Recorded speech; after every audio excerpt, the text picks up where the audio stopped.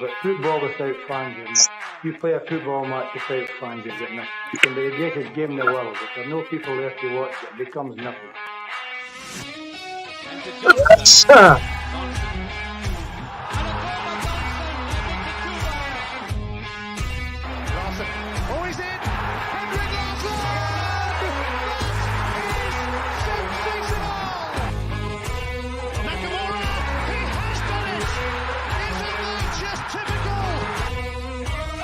The game is over. The Rebels have won.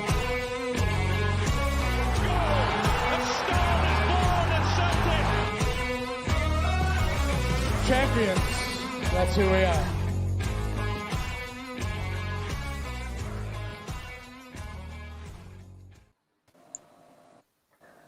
Afternoon, folks. What a game. Here we go. 20 minutes. The boys for the Jungle Gyms are on again.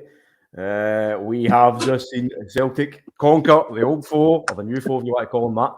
1-0, thanks to Jota goal. Takes us to the final. Sends Michael Beale home to shave his mole. And the only thing he'll be lifting is a Gillette razor. We'll be lifting the Scottish Cup. No, listen. Harry, is he Beelan? No? Okay. That's nice. Good one, McGinty. Good one. That was good, by the way. Anyway, how are we, boys? Are we happy? Of course we're happy. We're all happy. Okay. Tens at the table, Patrick. Tens at the table today, mate. Keep my heart at me rest now. It was tense at the table, mate. It was actually that tense that I had to fucking listen to it with my back to the telly. Decorating as well, so I was quite happy that the missus forced me to go and do that during the game.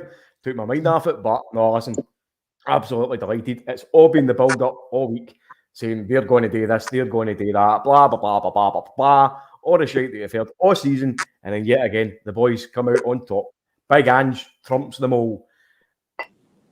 That's what we do, right? The old adage for Ange is, we never stop, and we don't stop, right? But the other thing that we don't do is we don't fucking flap our gums in the media. We go out, they were talking on the pitch, and we win things. That's the difference. All that they can do is talk, but they can't walk that walk. So, Dale, take it away, son, because I know you're going to ask him, so tell us what's happening. Mate, I said it the other day. I wasn't on with the boys on Friday, so I've not watched it back either, so I don't know what the boys' kind of analogy of the game was, but I said if we play between 50 and 70%, we beat them, mate, and I think we did today. I really, really do think we did. I don't think we were at it at all over the park, mate. Even in the middle of the park, Calmac, the subs we made as well. I think we pulled out too many challenges as well. I don't know. Maeda getting pushed off the ball. I don't know, mate. I don't know. It was one of the games, and without putting your green tinted fucking specs on and saying, aye, we were the better team and all that. I just thought we were fucking back there. There, Gary boy on. Gary, Paddy's wanting you to single the Jungle Gyms. All right, mate. You may ask McGinty, but he's a gaffer. I'll sing me on. I just didn't think we were at it, Paddy, but I don't think we've seen any massive passive plays that we're coming back into the game, we've got to do this, we've got to do that. I just thought we created a couple of chances, as I just said, mate, 60-70%, and we still won. We still won, mate, and Joe Hart had a couple of decent saves. It was one of the games, Paddy just kind of dug in, got the victory, and we're on for a historic treble, mate, and they're away home with their tails between their legs, and it's all good, mate, for tomorrow night, for our podcast, giving it, looking at the Rangers pages saying, we were the better team today, but we never won. So, bad day at the office, 1-1-0. We charge on, Patrick, we charge on, mate. So, Dale, I was listening to, of all the things in the world, was it Monday night last week's bloody Clyde phone-in thing, and they had Marvin Bartley on it, and he said something. There's his sister. Sorry, I'm she's a fucking psycho. That's not good, man. Marvin Bartley, he made a comment about how in the years gone by now, the last few years, all that Celtic need to do is show up and play the game. It's Rangers that need to come and actually play out their skin to stop us playing. Because so long as Celtic show up 60-70% of our time at our ability, we're going to win that game. We make it hard for ourselves sometimes, and it wasn't but that has a Celtic win written all over it. Rangers had to play at the skin to match us, and they're still no good enough for it. Andy, do you think, obviously that's us into the final. We are now on the march for a treble. Yes. Obviously, I'm positive that you're going to be delighted with that. But again, it's another victory over your man Michael Beale. Back-to-back victories against him. Is it? Aye, 3-2 the last game. Back-to-back victories. And this is coming through the saviour who was part of the Gerrard regime, the supposed brain, you know. And obviously, if you're quoting to Steven Gerrard's brain, then it's not exactly a compliment. But we've heard all the hogwash for the media. We've heard everything coming from every angle about how they're going to be doing this, they're going to be doing that. The Rangers are coming. This one's coming.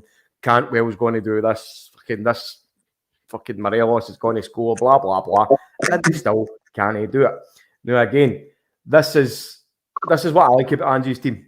We are quiet, right? But we're not quiet on the pitch. We're monsters, right? I know, obviously, like the last game against them, we never performed to our best. We still won. Today, we never performed to our best. In most areas of the park, I thought defensively we were outstanding. But if you look at Everton over the course of the season, I mean, we are coming to the tail end of the season. I think our squad, as fit as they are and as mentally strong that they are, I still think that we're kind of running on steam because of the amount of intensity that we've played with the whole season. You're talking about playing in the Champions League, 3 cups, a league, and we're still grinding the woods out. So that is the sign of champions. Andy, how impressed are you with Celtic? That's what I said, Paddy, Andy, the other week. I think on the podcast, Andy, we spoke about that, exactly what Paddy's just said. Do you think that's got a lot to do with how we've played all season and the amount of competitions that we're kind of, as Paddy said, fucking running a wee bit on empty? I think empty that plays the way we play is going to be running on empty, no matter how big a squad they've got, just because of the intensity that's involved as well. I've had a wee injury problems here and there, but overall through the season it's not been too bad injury-wise. It's a mentality thing, I think. We might be struggling a wee bit kind of physically at times. You can see that. We weren't quite on it today. We getting close to them when they're passing the ball about. They're just kind of off it a wee bit, but we get through it. It's a sign of champions. Throughout the season, there's been a few instances where you think, oh, we're going to slip up here, and we just seem to come out with the result. We done the same day. No, I don't think we had our backs to the wall. It wasn't quite like that. I think it was quite an even game. But again, I think it's a mentality thing that just drives us over the line, no matter how bad we're playing or maybe no playing it. And to be honest with you, I was expecting a really good performance today. I thought we were due one. I thought we were really due a performance, and I thought it was coming today. But the result was the most important thing. It gets us into a final. And no disrespect to Inverness, we are looking to put him to bed quite early in that cup final, and definitely a treble. It's here. And I'm sure you can imagine what the media spin's going to be in the run up to that, Andy. It's all going to be harking back to 2000. Fucking Super ballistic. Aye, something that's got absolutely hee-haw to do with anything, do you know what I mean? And that'll be brought back into it all the time. But again, it's going to be... Oh, there's young James going to join us all the way from the game. I don't think he knows that he's on yet. Thank God you're young, please. Listen, what we've done is, in my mind, the hardest part, even though that may sound a bit disrespectful to Inverness, and it probably does. All right, James. But that is the hardest part over. I do believe, and as I say, I mean no disrespect to Inverness, and I know it probably does sound a wee bit disrespectful, but that's our biggest challenge right there.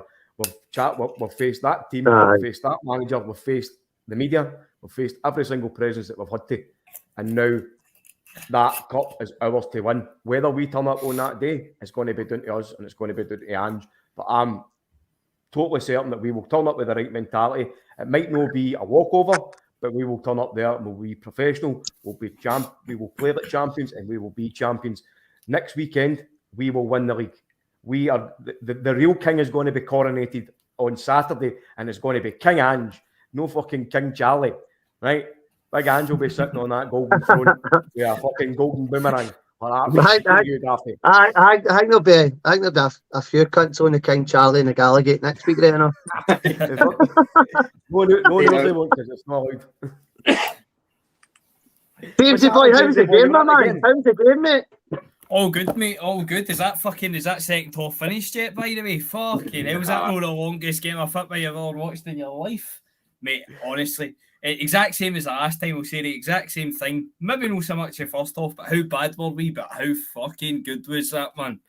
That second, honestly, I don't think I've ever been made uptight at a game of football in my life as I was in that second half. My arsehole was like a rabbit's nose the full game, man. But fucking, aye, brilliant, man, brilliant.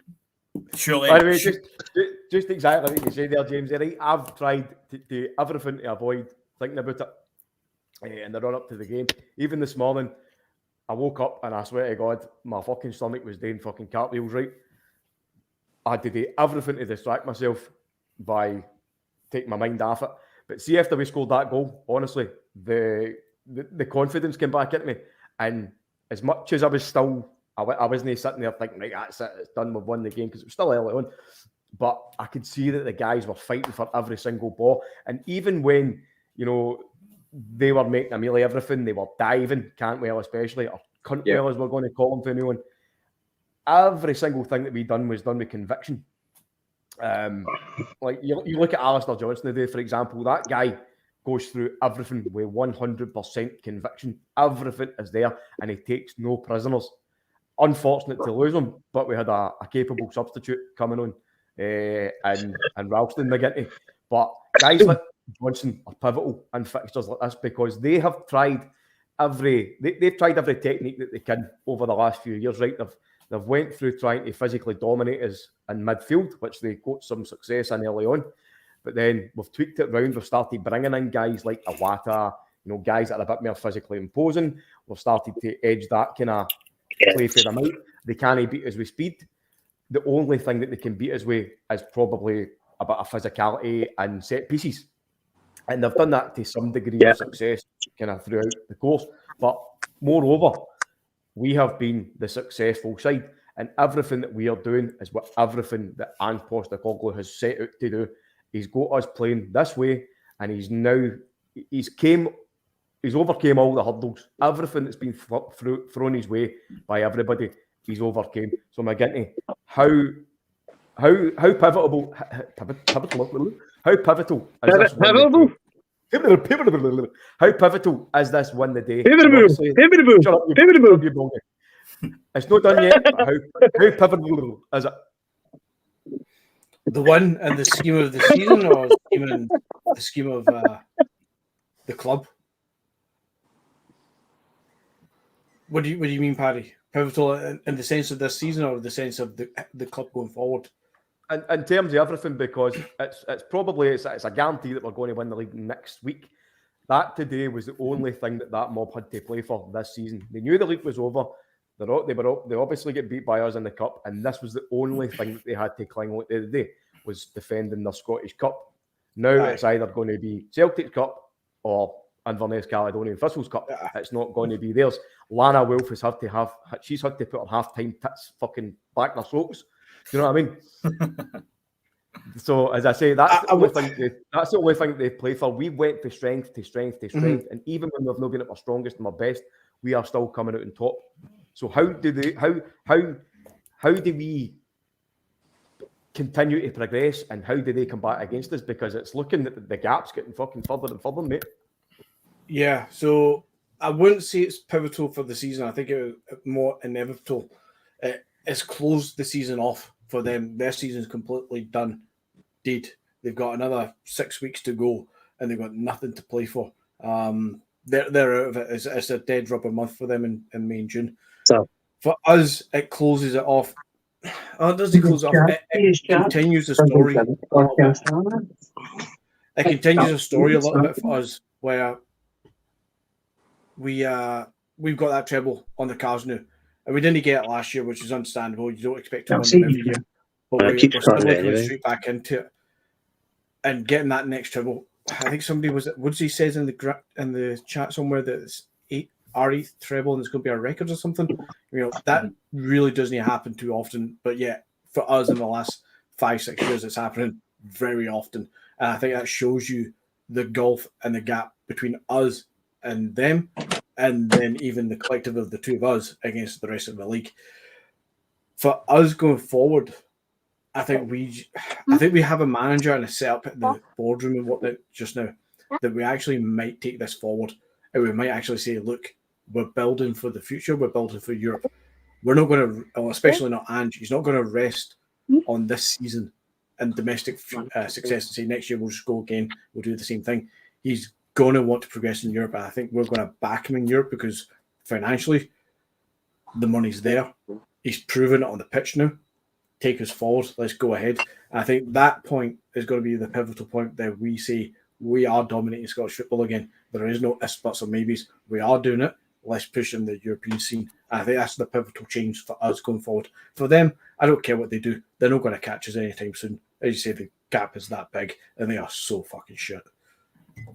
So, Jamesy boy, obviously you were at the game today. When you heard the lineup, were you surprised at any of the choices? I know O'Reilly was the guy that is kind of stepped into midfield. That's probably the only potential surprise that I would imagine. Moy never started, but were you happy when you heard the lineup? And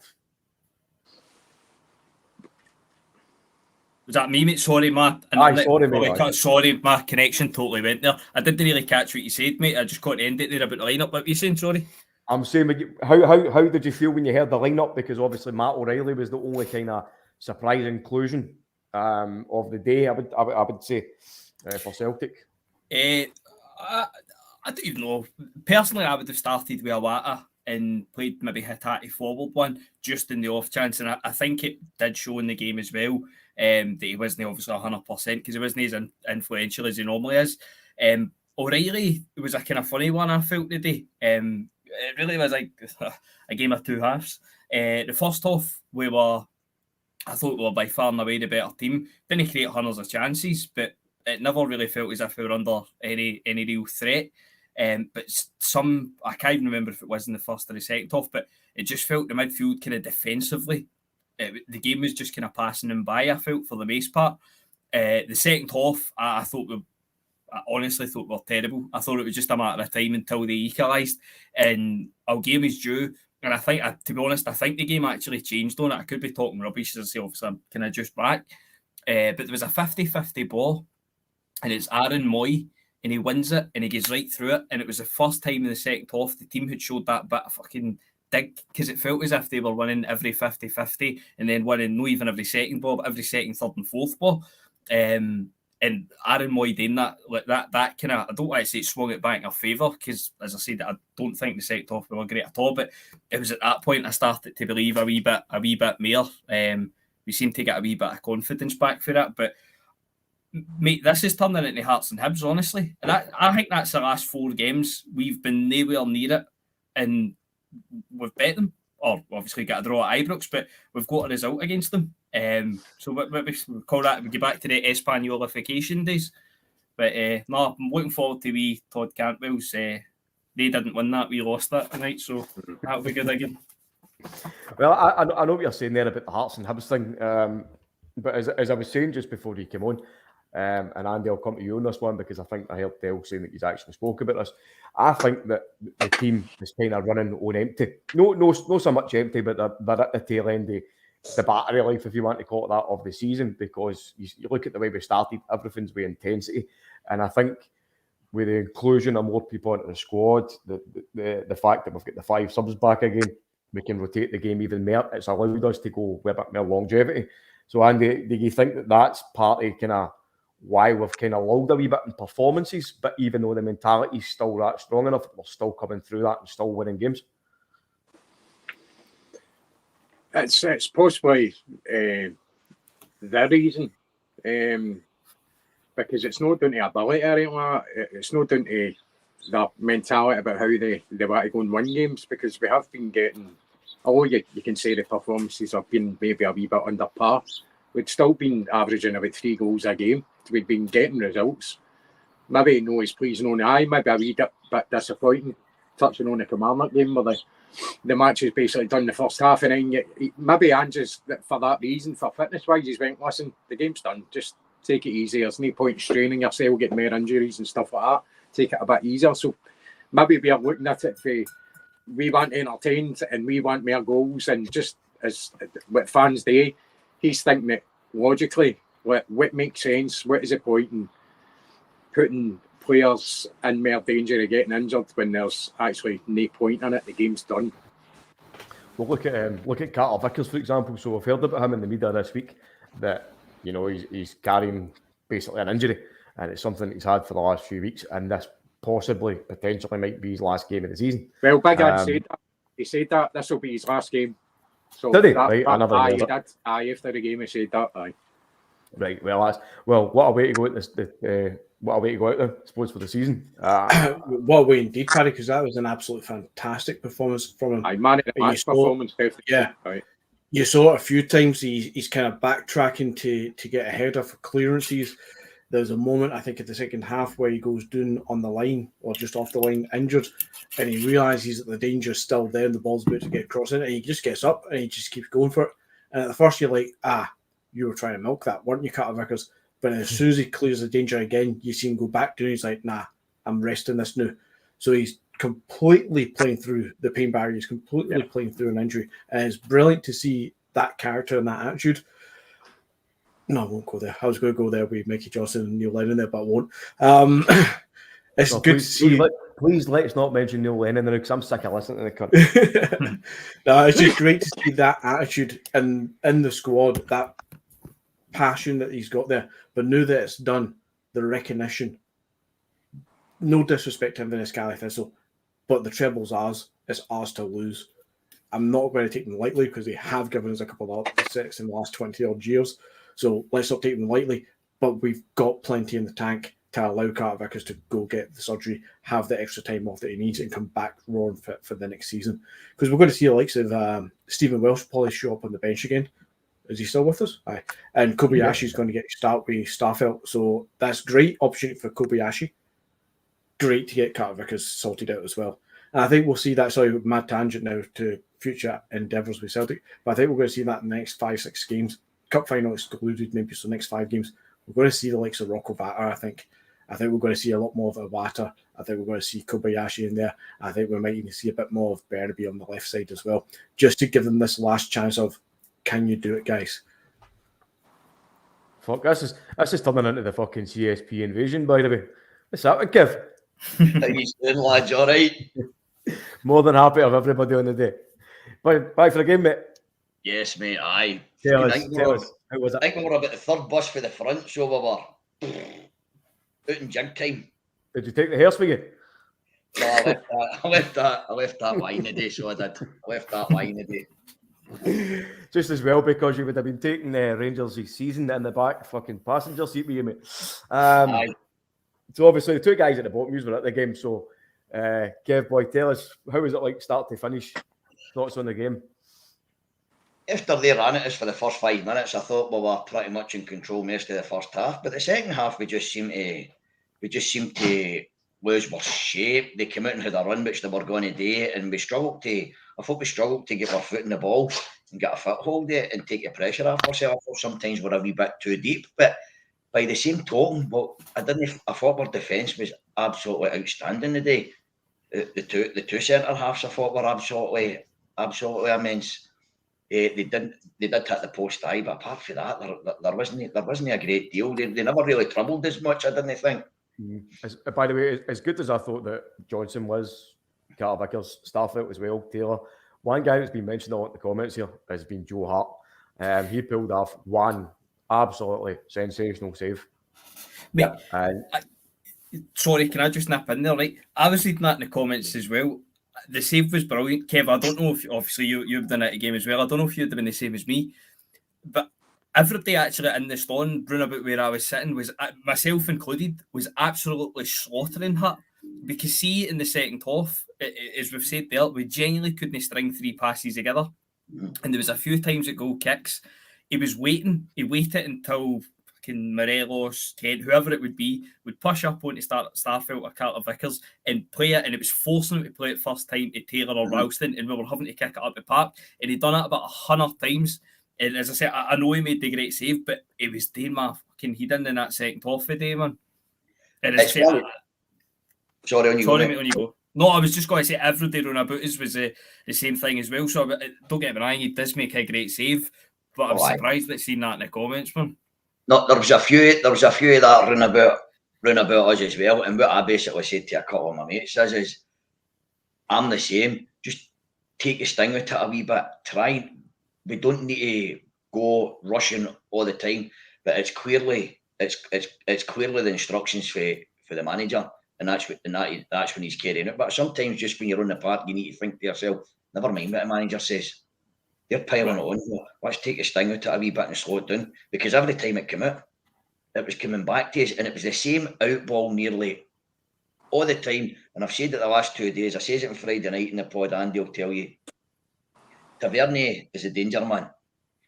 He can deliver. He can take free kicks. Snuff him out. And that takes away a huge part of the little that they've got to offer. And I thought that was the one man the day where we stood off too much was him. And he was getting a lot of time, although he didn't do a great deal with it the day. But I've always just got that wee inkling that he'll do something at times. Well, and we gave him plenty. I think I'm going to jump in as soon as you mentioned that name there, Kev, because as much as he's a danger man, we all know how much a defensive liability is. And if you look at the goal, great work from Maeda, great instinctive play. He's no waited about. He's no waited. He's right on it like a rabbit. Gets the ball in, cracking cross, and who is it that ducks at the road? Loses his man, Mr. Centurion, Mr. Tavernier. And Jota pops up the back brilliantly. Yeah, with a terrific header. And do you know what? See, just before Jota scored that goal, literally 5 minutes before that, I was back and forward watching the game, and I was thinking to myself, can Jota's sometimes no turned up for big games, which he hasn't.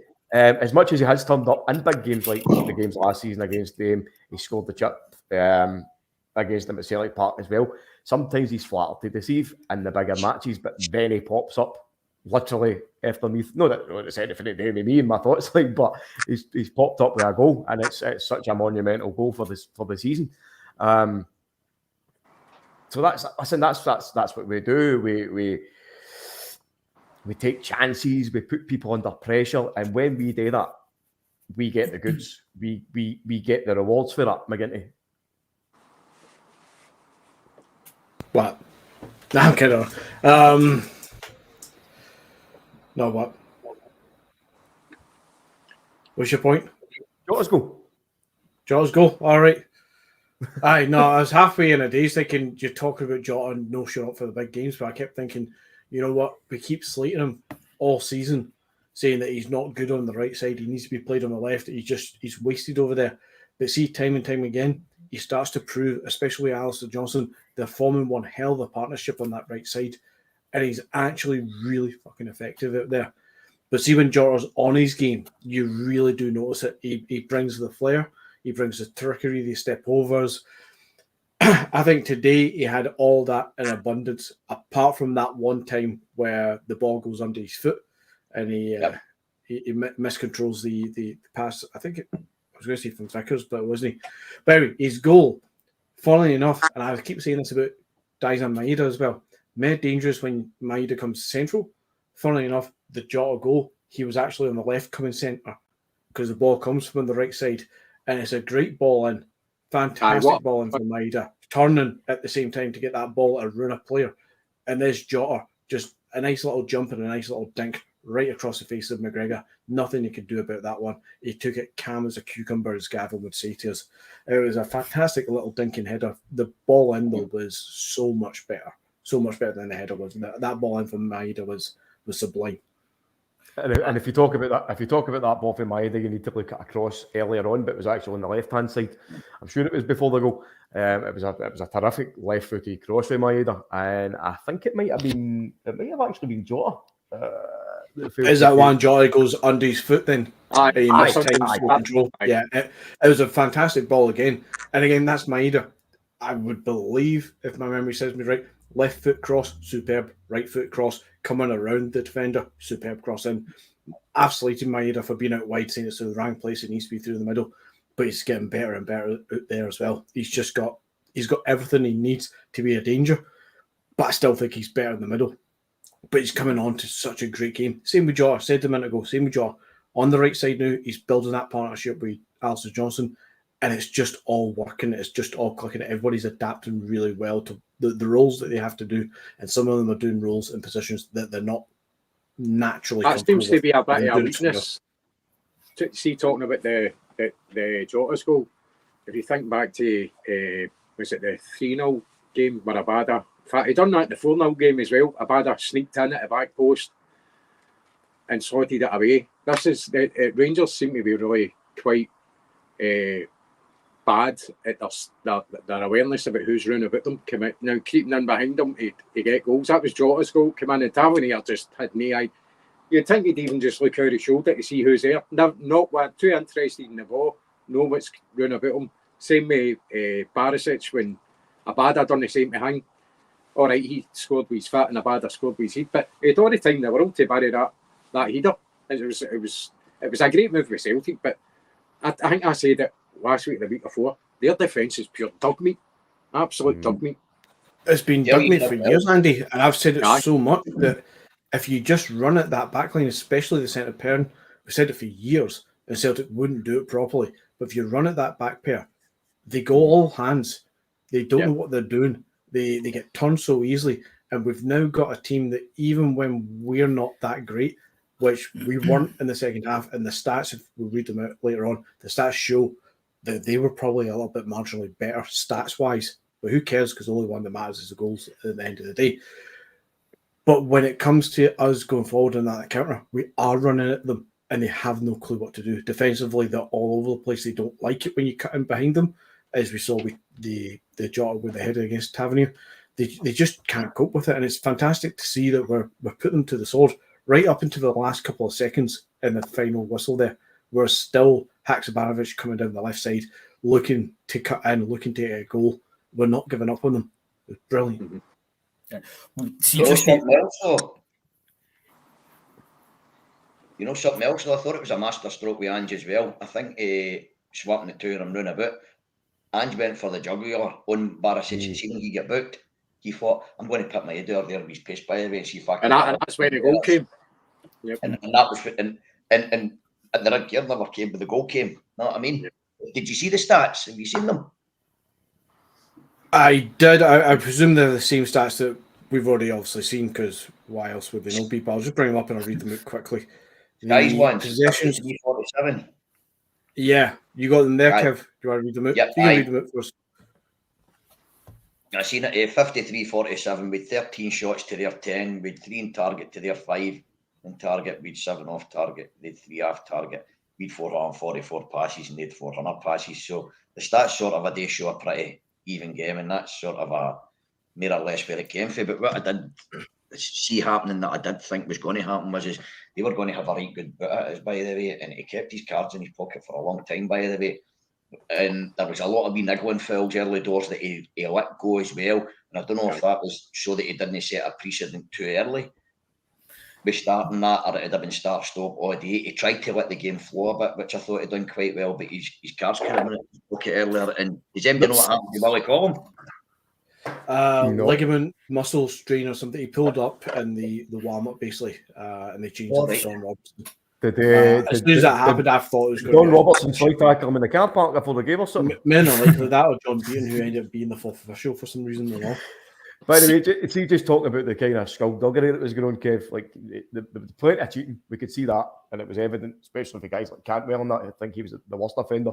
Lundstrom, usual, running about, reckless challenges, elbows, everything. There was one, and I don't know if any of you saw it. I can't remember exactly when it was. I think it was towards the end of the game. The boys came out of play on the sideline, just where the coach is now, and you could see Hatate was going to reach for the physio's bag to get a drink of water. And who was standing beside it? Cantwell, and he picked it up and moved it out the way and tried to hide it. You know what I mean? Mate, that's the level. Hatate didn't give up. Once Cantwell walked away, he went there and just went, lifted a bottle up and started drinking it. But I mean, somebody's looking for a drink. That's the kind of tactics you're up to. It's ridiculous. That cunt thinks he's a superstar. I don't know if they've showed you it in the telly. I don't even know if you would have seen it, Kev. It was just because it was like right in front of where I was sitting. That Cantwell goes out to take a shy, right? And he puts the ball behind his head and he just fucking lets it roll out his head and he thinks he's a superstar as he walks away because he's like dummied a shy. But he starts winking at people and fucking high-fiving people. Like, all right, fucking what a player you are, man. That must have another 2 million on your value. But he done it as well, mate. See, there was they got a corner, and obviously the second half they were in front of their crowd, and they get a corner and he comes running on. He starts giving it all that push. So I mean, after diving about, after losing possession, trying to do wee pirouettes and fucking falling on his own feet. He's an R-man, man, a fucking legend in his own living room. He must be reading the forms and all that and fucking believing his own hype. But see, just to get back to touch on what you were saying about the referee, again, as I say, correct me if I'm wrong, but is it Barisic that dives? And it is like the most blatant dive you'll ever see in your life. Yeah. And he's already booked. It was so obvious and so bad that the TV commentators, all of them, actually make comment on it. Either McCoy saying that it's a dive, and McCoy's defence from not getting the second yellow was, but he's not looking for it. It's because he realised how bad it was that he didn't look up at the ref and go, come on. It should have been a yellow card. It should have been a red. That's a bit of a contradiction, that, is it? No, he dived, but he wasn't looking for it. So we didn't dive for them just for a laugh. The flip there is, Kev, does that mean that any foul that happens, so long as the player doesn't turn around and go, come on, ref? So you can half a guy chop his legs off, but so long as the player doesn't turn around and say, ref, give me a free kick, it doesn't count? No. See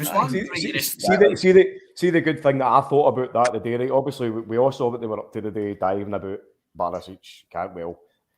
You had Morelos flinging his usual elbows in, Lundstrom fucking trying to break guys' legs, but we never really reacted in a negative fashion to that. And I know when Barisic dived, I can't remember who it was. It might have been Greg Taylor, actually. Ran on, literally picked him up off the ground and says, right, you get fucking up, enough of your shite. And then there was one later on as well. There was a wee bit of afters. I think it was at a free kick. And was it? Anyway, whenever it was later on in the game, and you actually saw Hart, and he's fucking basically. I'll have the Rangers joke next year. Hi, Rogers. Yes, Joe Hart. He was basically ready to throttle fucking Morelos. I didn't know what it was for. I didn't really catch it, but you can imagine him fucking mouthing or something, and Big Joe's just being like, "Here, you stupid, you doing?" I don't know how much the cameras showed you the day after the game, but Joe Hart was going fucking go by the way with the fans. Good.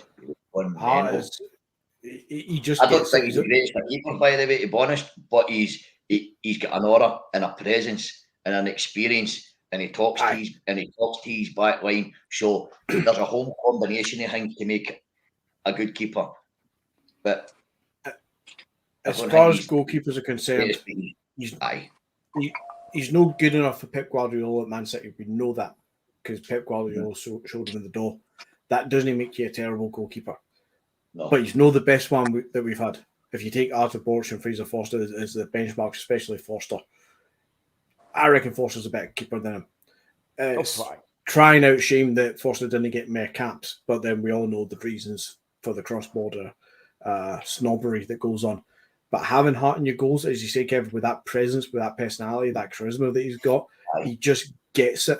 He's a fan's favourite, no matter what club he's probably at. He gets it. He's got energy and passion. And for me, that can take an average keeper to a good keeper. It can take a good keeper to a fantastic goalkeeper at times. And his actual ability is not to the level of fantastic, but he becomes a fantastic goalkeeper for us because he motivates everybody else in front of him. He has control of that backline, which is something we've missed so badly. Absolutely. I think I said this on Friday. I don't think Joe Hart's ever been a great goalkeeper, to be quite honest with you. I think the fact that he played for England for a long time has kind of bummed him up for better than what he actually is. It's just my personal opinion. I think we need to get a better, especially for the Champions League. there was a couple of times a day they were faffing about at the back, and he's going and picking the wrong pass. And if you're playing against better quality in the Champions League, you're getting caught out and you're getting punished there. We will not get away with it against better opposition. So they need to sort that out. Well, see when you think about Joe Hart, right? I'm going to be on the other side of the fence for that, Andy. I thought early on, it was a really, really good goalkeeper. Made some amazing saves. A very, very good shot stopper. I think the thing that blighted him was the fact that Guardiola let him away from Man City he sent him away from Man City because apparently he couldn't pass the ball. But then look at the guy that he brought in. He brought in Claudio Bravo, who was his Barcelona. He was the guy who was supposedly the best passing goalkeeper in the world at the time. Signed him for like 18 million or something, and the guy was a disaster. Do you know what I mean? So no everything is based on passing as such, but look at how much that dented that guy's confidence, because he left there because he got told basically wasn't good enough, ended up at Torino, had a bad time, comes back, ends up at I don't know, West Ham and Burnley, and then he's on the bench at Tottenham. He's kicked half the bench at Tottenham by a manager who's a goalkeeper, Nuno's fucking Spirito Santos. And then he ends up at Celtic, which many players do. They come here and they reinvent themselves, they reinvigorate themselves, they get a second chance at life, kind of thing. Do you know what I mean? And that's what's happened here.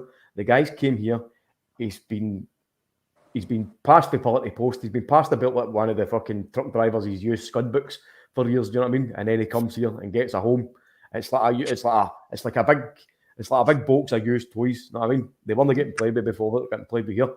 And Joe Hart kind of personifies that. But as you said, Kev, earlier on, the guy's got the charisma, he's got the leadership qualities, he's got the motivational skills, he's got everything there, and that culminates in perfectly with what we built at this club and on this with this team. We've got leaders everywhere. We're not just relying on one guy that like we were in the kind of Scott Brown years. We've got McGregor, we've got Hart, we've got Taylor, we've got an abundance of players. You know what I mean? And he gets it. He's bought into the club. He's bought into the ethos of the club, and he loves it. You can see it. And see when you think about that, Kev, see exactly what you said there. He's brought into the ethos of the club, right? And you're spot on. He gets it. And this is a guy with qualities. This is a guy with experience that comes in, and it's this one big culmination of factors that's putting all the positivity back into the club, back into the team, back onto the pitch. But you go into the flip side, you look at them, right, and you look at the players that they've brought in. They buy into the club, right? But when they buy into the club, all that they do is come out and start mouthing off and try to fucking cheat and try to dive and say they're going to do this and do that. And that's, for me, that's what the difference is. You come to Celtic and you become a champion. You become a winner. You go there and you become a moaner. You become a fucking shite talker. You become somebody that's... You come here and you play handball. You come there and you go and you end up fucking in a world of bullshit. You know what I mean? Did any of you see the comments that Lewis Morgan made? He was getting an interview. Aye. Lewis Morgan. All right. Say, You've seen this shit, Paddy? No. And it was a big opportunity and I took it. But now that I'm not at Celtic anymore, I'm back to being a Rangers fan. Did he? Yep. What an absolute muppet, man. Aye. It was on Twitter, so like video, you see him. It's not just like badly transcribed. It's actually like exactly as Adam says. It's mental takes. I mean, we all know Rangers fans have played for Celtic many times, and more times, 9 out of 10 times, more often than not, they put it to the side and they forget about that nonsense, and they go on and have their career. And afterwards, if that question gets brought up, they politically bat it away. He couldn't have been any quicker in the middle of the MLS in America as well to be like, oh yeah, I'm a Rangers fan, man. It's like, get the fuck close, Morgan. I'm pretty sure, did we not play him up front against them one year? And a cup final. He was absolutely shit. It's the Christopher Julian game, the 1-0 game. Aye. It beggars belief what the hell we were thinking of when he was a known Rangers fan and that's his attitude. Surely Lennon should have seen that coming through him and just tell him, no, bugger off, mate. Nonsense. It's what anyway, you know what I think about Lewis Morgan? Fuck him. Who gives a shit? By the way, you have not got a clue. But I was howling in stitches here, and you have not got a clue. I put my Kano scarf up so I could show off the Kano badges, and my daft fucking labs ran at my back, pulled it off my back, and fucked off out into the garden. Is that what you were laughing at? Fucking lying right there, like that Gerdon bit wrapped around his neck, idiot. Here we go. We've got a visitor here today. Marco T, back with the usual shite that you can only commit with when you're defeated. Off back under your rock dickhead. Get it up, you. Oh dear, the mind boggles, doesn't it? No, I'm sure noticed the referee did as well, by the way. See a couple of times when there was blatant free kicks for us, by the way, when he was a distance away. He swiveled in his heels and just turned his back on it, by the way, as if he hadn't seen it. Just, I don't know if you noticed it at the game.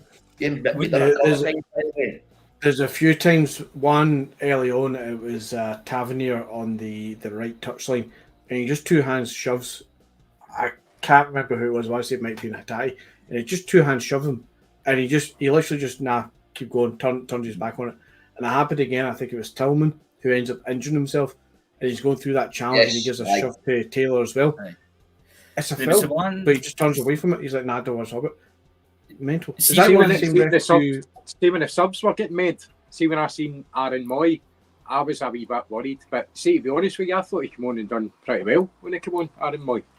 I thought he was brilliant when he came on. I think that's the first time in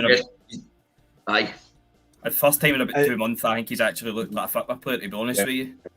He was bursting through the middle, taking the ball off them twice in one move, bursting through the middle, trying to lay off Maeda a couple of times. He was absolutely fantastic. To see all three of those subs at that time, I think that was a masterstroke from Ange. Now, James, you was saying, obviously, the second half is one of those, my God, how long can this go on for? Because it really was quite poor. Let's be honest, we were running out of pace. Those three subs screamed out a great manager who realised what was happening. But I'll put the strength back in there. I'll put the technical ability to hold the ball up in Haksabanovic and Moy. And he did it great because we literally saw that game. And back to what you said, Andy, earlier on in this podcast, I reckon we're at the point where we know we're not blowing out our ass, we're no running on steam, but we know we're getting to the end and we're seeing games out. We're playing with a game plan, and that's what the game plan is. Kill them in the first half, ease it through the second half. If we need to, there's players that can come on. If we need to, there's players that can help see a game out, and we're doing that quite well, I think. Did you notice that I had an opinion with Beale's subs that he brought on, that there was it's as if there was no tactical decision in who he was bringing on. It was just who's on the bench, just buy everybody on the bench and get them on the park. And it was a bit of a disaster. I think the difference between Ange and him. Well, Ange is in tactics. I looked at his subs and all, mate, and you look at who he flung on. He flung on who was it? Yilmaz, left back, the guy who's a Gav, fearless leader, Gav. That's me just go home. Traffic, I have to go off and all this. Hurry up and get your arsehole in then. So Yilmaz get brought in at left back for Barisic, right? So you're taking off a poor player for an even poorer player. And then he's flung on the other wee guy, Rotondo. Mm-hmm. He's just flung him on for pace. Do you know what I mean? Because that's like that. To me, totally agree with you, mate. He's just flung on somebody, and it's like hit and hope. Do you know what I mean? It's almost as if there's no think behind it. It's like, right, you're quick, you go on, because we need to take up the park. You know what I mean? I don't think that there's no thinking behind it, Andy. Sorry, Paddy. I think it's just the fact that he's not got the strength and depth that we got. It's nothing to bring on, but he had to try and do something. All he could do was like for like replacements, but he was bringing on Major Dung to replace Dung. I wouldn't even say most of it was like for like. I'm just looking at his first substitution and realising what it was. Malik Tillman was playing a front three, supporting Morelos. Well, doing Morelos' job for him, to be honest. And he goes off injured, and he brings on Scott Arfield, a kind of heavy workhorse of a midfielder. They don't even have the depth to change the personnel to keep going. At this point, it's 0-0. They can't keep going with the same game plan that started. They just throw anybody on for the sake of making up a number at times. It's mental. See, to be honest with you, I say Guy feels probably a wee bit strong, but I dislike that Arfield because he's always got a goal in him and he always seems to get a chance. And see when he come on, that was my thought. Like that Tillman, I would have rather Tillman stayed on than Arfield coming on to tell you the God's honest truth. Because I'm not saying he gives me the fear, but see Arfield and Kent, I feel like the two of them are absolutely like stinking, like terrible, but they always seem to get a chance or nick a goal against us. Obviously, as history kind of shows. But see, in terms of them, I just don't think they look like a good team. as I say, that's the last 4 games where I don't think we've played anywhere near our best, and we've always got a result against them. I know we always say that their kind of tactics are just pass the ball out wide and lump it into the box, which if that's what you're going to do, then fair dues if you're winning games doing it. No going to knock you for no playing kind of 100 passes every attack. But see, just talking about the subs as well, see when they took Morelos off and brought, was it Matondo, Sakala, whoever it wasn't an out-and-out striker. And I'm like, well, their whole game is getting the ball out wide and putting it into the box to the striker. You're now basically no playing a striker, so there isn't going to be him in the box. And obviously, apart from the one off the post, they never really had many kind of heart save as well, but they never had a lot of chances. And obviously, that was the same for ourselves in the second half, but we had the lead. We didn't need to make the chances.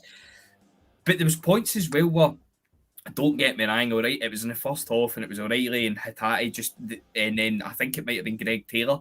It was Lundstrom was running through, and the 3 of them just left them for each other, and they made them fucking look like Linford Christie running through. But as soon as somebody shut them down, then that was it. That was like the attack was finished. So as much as I'm saying I don't think Celtic played well, I thought Rangers were absolutely stinking. But in the same way, I think Rangers have been stinking and Celtic haven't played well in the last 4 games. So are Rangers just stinking at the end of the day? Do you know what I mean? As soon as they step up to face any in general. Aye, genuinely. Aye, well, aye. Literally. But no, as I say, like, any time I've seen them, which obviously granted isn't a lot, it is just lump it wide, put it in the box, hopefully somebody will win the header. And as I say, Morelos, he never really turns up against us, to be fair, does he? But that was a few times where, like the day, he has a focal point. So as soon as he gets off, I'm right. To be fair, I think that sub, and as I say, that Aaron Moy 50-50, I think that changes the game. Moy made a huge difference today, and I know the last time we spoke, James, we'd a debate about it because I had quite liked him and thought he had been performing well, but once he came back for that injury, I mean, he looked like a guy that couldn't kick doors at half line. But see the day, even down the flank, just the wee flicks that were bouncing off him to get for throw-ins. He's very intelligent, and see all the things that he was doing before he was injured. He wasn't doing them when he came back. He was doing them the day, and I did think that. And we say earlier, and I agree with you, but the subs made a big difference, and he was certainly one of them that made a difference when he came on. He had plenty of energy about him. Whether he was just, I don't know, whether he was still maybe struggling a wee bit with injury, or if he's one of these guys that maybe takes quite a bit of time to get back up to speed. No, everybody can come straight back in for an injury and start. So, don't know if that was the case, but he certainly done his bit today when he came on, I thought. Well, the big worry, obviously, before the game of the day was Moy, Jota, and Hatate being fit for the game. Unfortunately, all 3 were fit. Obviously, 2 of them started, Hatate and Jota. We've already spoken about Jota, how important he was. Moy, you're talking about the other now, especially later on in the game, Kev, when we were trying to shut things down and kind of slow things down a wee bit, slow the tempo down, see the game out. Moy was integral to that because he was kind of playing further out on the left rather than in the centre. And every single time that he got the ball, he wasn't just keeping possession, he was shielding everything, and he was bringing others into play, and he was letting the full-backs run on.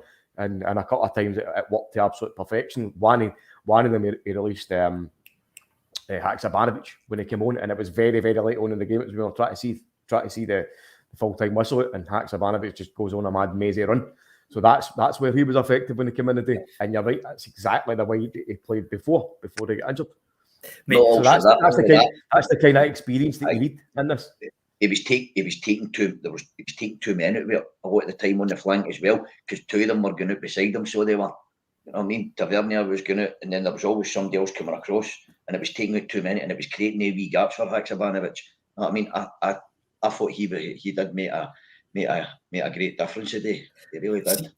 See, I've said that before. I know. See, with we are in Moy. I know, obviously, I'm not going to have a go at him, but see, I've said it before. See, that last week, like he's come on and it's 1 each, and we're chasing a winner. I thought it was dreadful, and it was similar. I think it was the Leipzig game at Parkhead. he comes on, and when he comes on in that scenario and you're chasing a goal to get the win, he almost plays as a kind of like a deep line winger. He just picks the ball up and he either swings a cross in or he'll pass it up the line, and it totally nullifies everything that he's good at. So see the day where he's come on and we're only chasing a goal, we're maybe protecting a lead to try to catch him on the break and things like that. To me, that is where it plays to his strengths. And I've said it before, very similar with Maida, in the sense that there's games like you go into a game with Maida, you go into a game with Maida and you'll be like, this isn't going to be Maida's game today. He's not going to turn up and he's not going to have any impact at all. I feel the exact same way we are in Moy in certain games and certain scenarios. If we're chasing a goal, if that goes one each a day, I think bringing Aaron Moy on is an absolute waste of a sub. But because we're 1-0 up, he's a more defensive-minded player for me, and I know he isn't really because he's not a big kind of enforcer, like stick a foot in and win the ball back. But he's a kind of clever player, and because he plays that, and I hate the expression, but he plays that kind of quarterback role. And I think that when we are like that, kind of protecting a lead, and he's going to get the runners to catch him on the break, that for me is where he'll play his best football. And I think the day after Carter Vickers, you could probably state a case to say he was your second best player. Or Hart, maybe Hart, but I don't think there was anything else really. It was excellent today. Well, I'm going to bring Andy in for this one because he's clearly got a fan at the bottom there, and it's nice to see that it's a female that's one of your fans, Andy, rather than these usual naked homosexual guys that's always asking for your comments. But, sorry about that, Andy. But what was your take on Hatate today? Again, he was the kind of the last of the trio that we spoke about that was kind of and struggling to be part of the game today, and I had the faith in him to start him. I don't think he was his greatest, but it was certainly influential enough for me. Aye, it was effective and what he done. I don't think it was. Listen, he's just back from injury. He's not fully match fit. It's a pretty intense game to take him back into after injury. I thought he done pretty well. Didn't set the header on fire or anything like that, but he done pretty good as far as I'm concerned. There's a question for Sean the Mac. The big question: who stays, Michael or the Malt? Well, see, just on that, I'm assuming obviously at full time it would have kind of focused on the celebrations, but they stayed behind and they booed, like, well, I say they stayed behind. Some of them stayed behind and they booed them off the park. But at the end of the game, they all went to kind of like applaud them, all the usual stuff.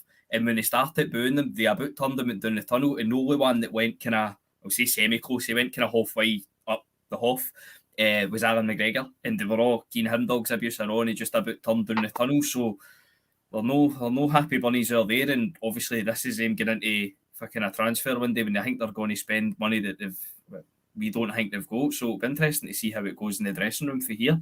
I mean, I've not seen Bill's interview, but I'm assuming he said fucking bottle this feeling and use it as fuel next year and all that same piss he's come out with the last 3 games. I'm sure. I'm going to hang up. Andy, two seconds, mate, just to answer that one for James. I'm sure I brought up a comment earlier on, and somebody said that your man Bill literally flung everybody under the bus.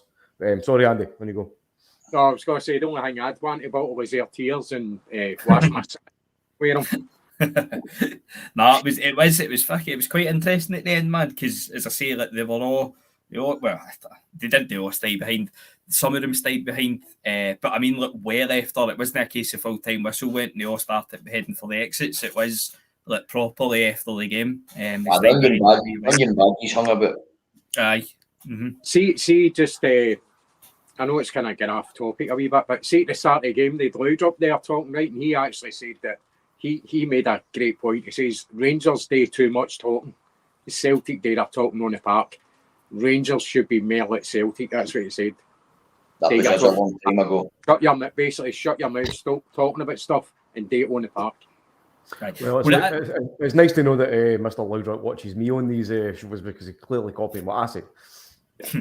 It's a dead certain. Seeing a couple of weeks and we're going to Ibrox. Excuse me, sorry. There's absolutely nothing on the game at all.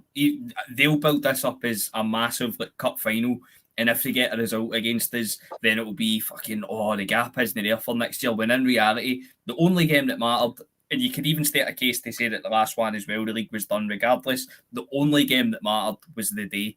And we've played absolutely pish again, and they've just been that bit pisher. And obviously, we've done them. And there's this notion that there's four or five players, and that's it. We're going to strengthen again in the summer. We're going to come back bigger, better, and stronger, and all that part. But we will improve in the summer. By the way, I would love to hear Big Ange in the next kind of analysis meeting, and he's hopefully been watching this, watching yourself, James, and actually coming out with that statement. You know, you guys have been pushed, but they've been even pusher. The Castle milk, fuck. They moved. James, did you see Ange at the end of the game? He was going Tonto, wasn't he? He came down the and then kind of like came from the side a wee bit. You know, it said that on the telly, right? But I had my back to it. I was fucking jumping about at that point. But it said it on there, but I don't think it was actually showing it. I think it was one of the pundits that said that Big Ange was going absolutely berserk. You know, obviously celebrating. Aye, and see the louder the fans. The louder the fans cheered, the more he done that. And you know something, I think it was probably about the loudest cheer of the day. Full stadium, by the way. The place was absolutely in a crescendo, you know, so it was. But brilliant. The thing is today for me is that I was talking to a couple of boys in the bus on the way back, and we were saying that, see if they'd have scored in the second half, we looked as if we could have just done that and turned the gears up at any point though. You know, you were never really in fear, you know what I mean? Fuck, I wouldn't go that for me.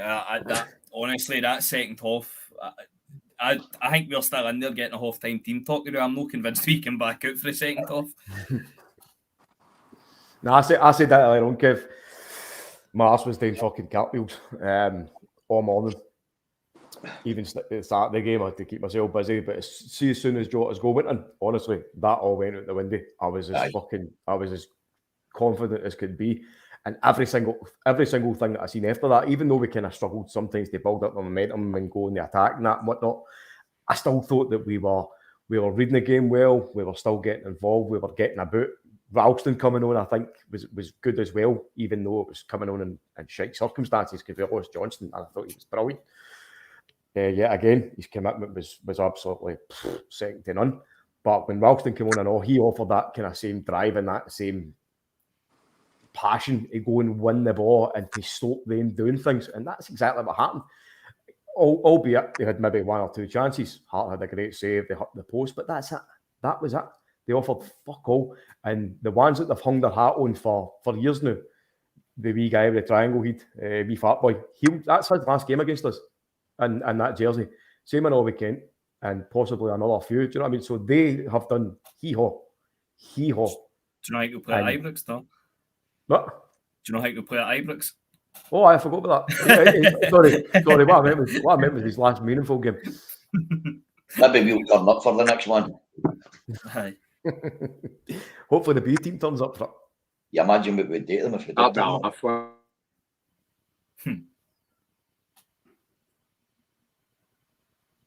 That's how Andy's not been saying a lot. He's on mute. Is that one of the ones? Is that one? Is that the one where he's kidding on his throat so he can get away? Right.